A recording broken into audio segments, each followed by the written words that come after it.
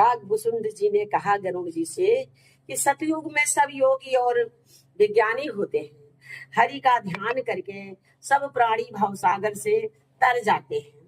त्रेता में मनुष्य अनेक प्रकार के यज्ञ करते हैं और सब कर्मों को प्रभु के समर्पण करके भवसागर से पार हो जाते हैं। द्वापर में श्री रघुनाथ जी के चरणों की पूजा करके मनुष्य संसार से तर जाते हैं।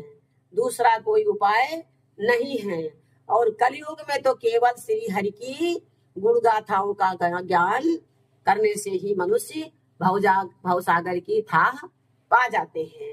द्वापर करी रघुपति पद पूजा, द्वापर करी रघुपति पद पूजा, नर भव तरहि उपाय न दूजा। कलयुग जुग केवल हरि गुण गाहा, कलयुग केवल हरि गुण गाहा, गावत नर पावै भव थाहा। कलयुग जोग न यज्ञ न ज्ञाना, एक आधार राम गुण गाना। सब भरोस तजी जो भज राम ही, प्रेम समेत गाव गुण ग्राम ही। कलयुग में ना तो योग और यज्ञ है और ना ज्ञान ही है। श्री रामचंद्र जी का गुणगान ही एकमात्र आधार है। अतयो सारे भरोसे त्याग कर जो श्री रामचंद्र जी को भजता है और प्रेम सहित उनके गुण समूहों को गाता है, वही भवसागर से तर जाता है। इसमें कुछ भी संदेह नहीं है। नाम का प्रताप कलयुग में प्रत्यक्ष है।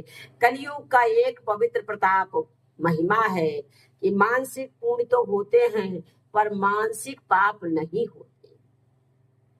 यदि मनुष्य विश्वास करे तो कलयुग के समान दूसरा युग नहीं है, क्योंकि इस युग में श्री रामचंद्र जी के निर्मल गुण समूहों का गा गा कर मनुष्य बिना ही परिश्रम संसार अर्थात संसार रूपी समुद्र से तर जाता है। कलयुग समयुग आन नहीं, जो नर कर विश्वास, गाई राम गुण विमल भव, तर बिनहि प्रयास, तर बिनहि प्रयास।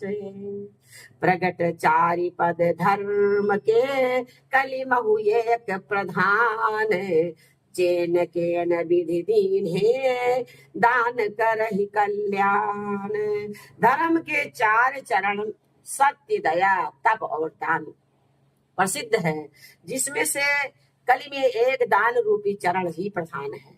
जिस किसी प्रकार से भी दिए जाने पर दान कल्याण ही करता है।